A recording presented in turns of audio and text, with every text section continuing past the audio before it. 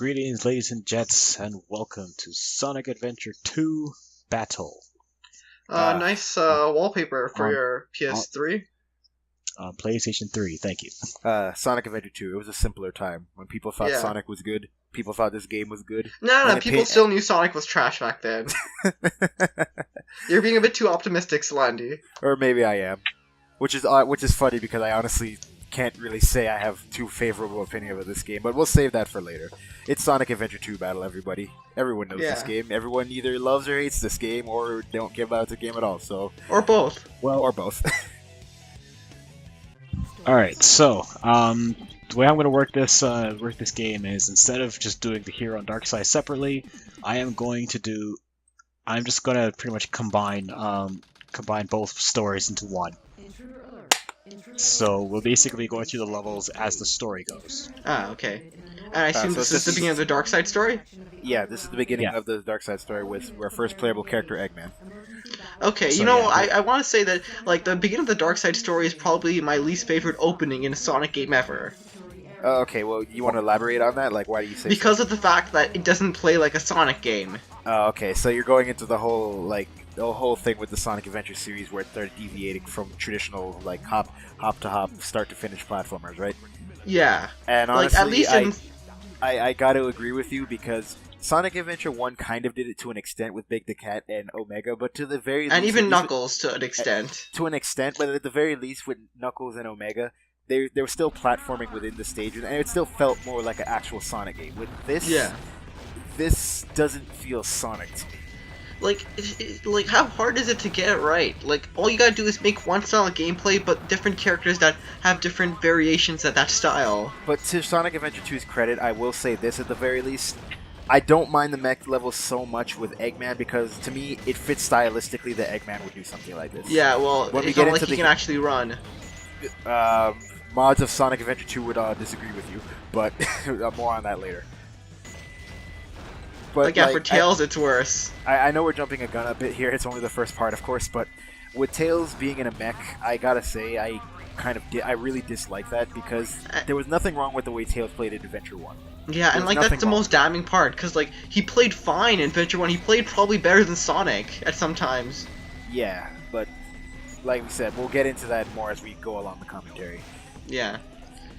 But despite me hating this level for the style of gameplay, I think it actually looks pretty good, visually. Well, aesthetically wise, the game still looks rather nice. I mean, yeah. Besides having odd animations, the game still does look graphically okay. Yeah, it's one of the Dreamcast showpieces. Yeah, and it really shows with the animations, believe us. Yeah. But to its credit, it's better than Adventure 1, but that's not saying much considering what Adventure 1 looked like. Yeah. Cue Sonic face gif right now. Jerome, I know you've been awfully silent. Well, in this game's defense, this wouldn't on a regular playthrough. I doubt this would be the first. This would be the first level you ever play in the game. I mean, some people might do the opposite because like me. But for the most part, people most likely play the hero side because Sonic, and they'll get actually more of a Sonic level. Once they get around to Tails, then they'll see that there's a different gameplay style and also Knuckles. But Jerome, I think you're forgetting something. What if you want to experience the edge that is Shadow? Well, that's what I'm saying. Some people might choose the dark side because there's a black hedgehog, so they want to see how that goes. So they might get this level first. And then they find out he's basically just Sonic. Yeah, except but for edgy. the most part, except edgy, yeah. But for the most part, you're more likely to play the hero side.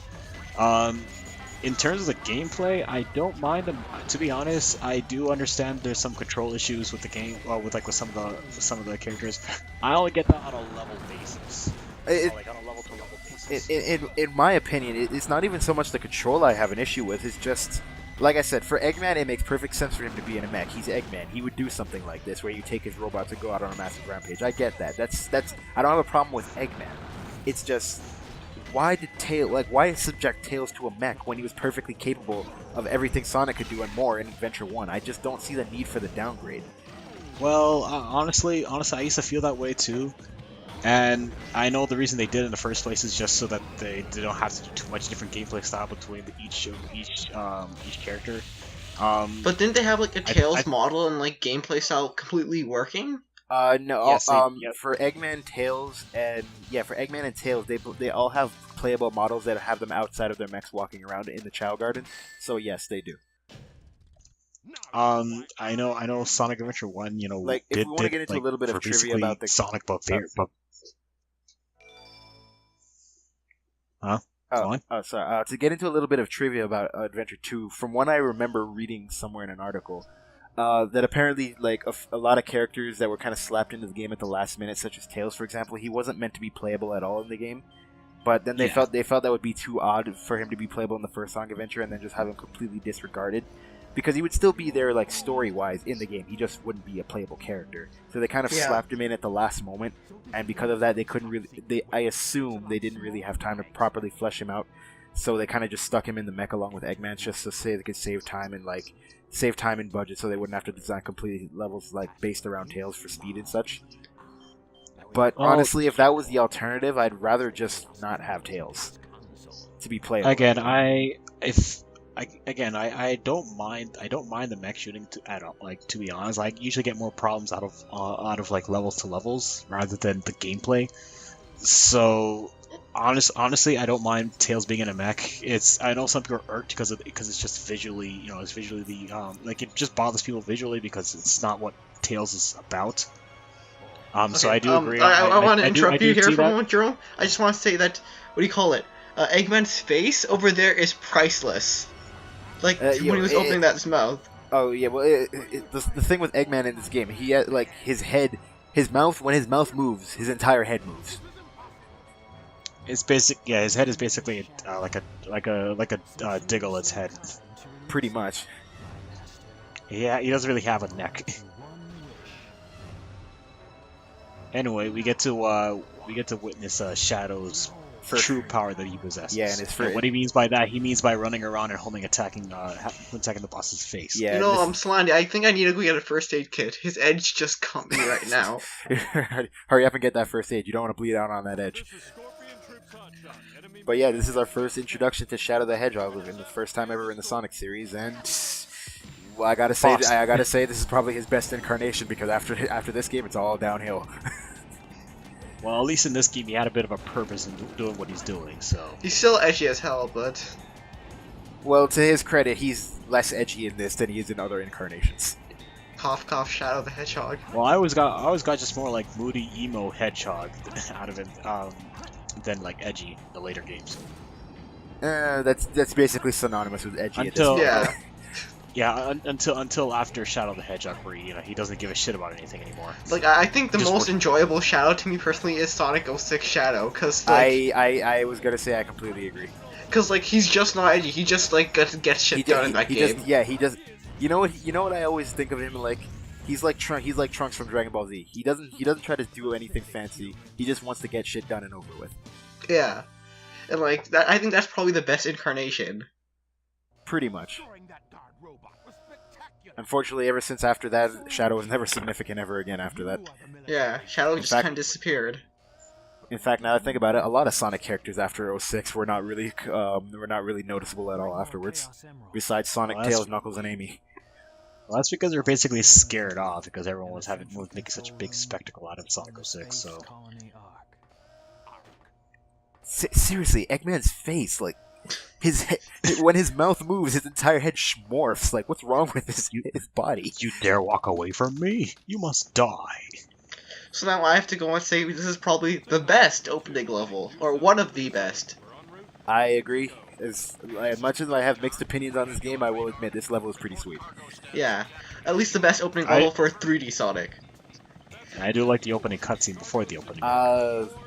Best opening, personally for me, my still favorite opening level in any 3D Sonic game is probably still Seaside Hill from Sonic Heroes, but this is probably high. This is definitely high up there for opening level for 3D Sonic games.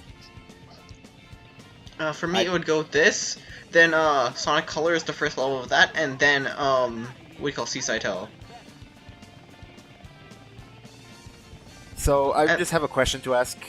How is he keeping on this board despite the fact that his hand's not holding it? And the fact that there's no straps on? Yeah. Because gravity doesn't Uh, exist in the Sonic universe. No, gravity is only applicable when you want it to be. Yeah. Basic, yeah, pretty much. Or either he has a lot of mass in him, so the force of gravity attracts the skateboard to him. I've always liked to just have. I've always just like to have fun with the idea of how he's able to accomplish and just say he has reality shifting powers. Or he's just wearing like magnets under his shoes. Yeah, he's got the patent Yeah, of pretty Michael much. Jackson's shoes, which makes sense considering he has shoes based off Michael Jackson, so that actually would make sense. And Santa Claus. And Santa Claus. I still find that so goddamn odd, but whatever. Wait, what? Yeah. What's this about Santa Claus? Sonic's shoes are based off of a pair of Michael Jackson's shoes, and I believe the color were inspired from Santa Claus. Okay, I've never heard of this. Your mind has just been blown. Yeah, it has. Hashtag real Sonic facts. You should go work for Game Theory, man. I'd rather not, thank you. So I gotta admit, is there any while explanation why Sonic just like is able to headbutt that like bus and then just move it without taking any like head injuries? well, if you played Sonic 3 and Knuckles, he slams into stone walls with his face and is perfectly fine. So Yeah, but like I would assume a anything. bus has more mass or something.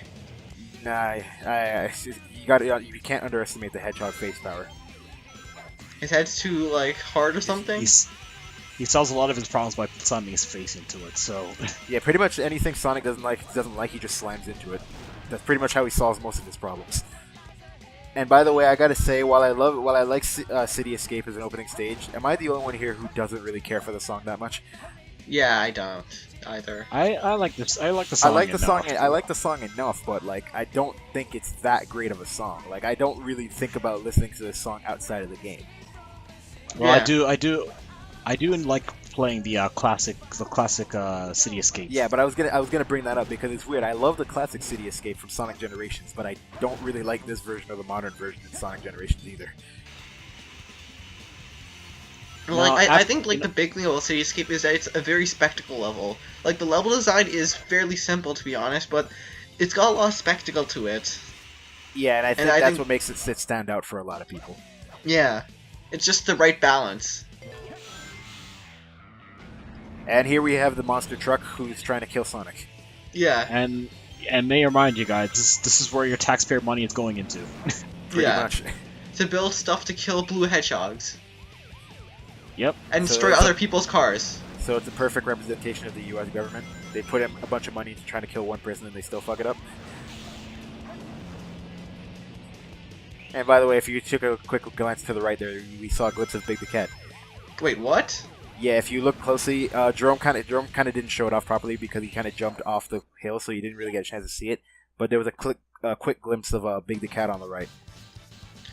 We're assuming he got run over. Yeah, look at this part where it's showing him like running away from the gun truck, and he just gets hit by it anyway. Yeah, he also makes a few cameos as well in later levels. I would be lying if I say I feel sorry for him. But you have to go out of your way to find them, though. Yes.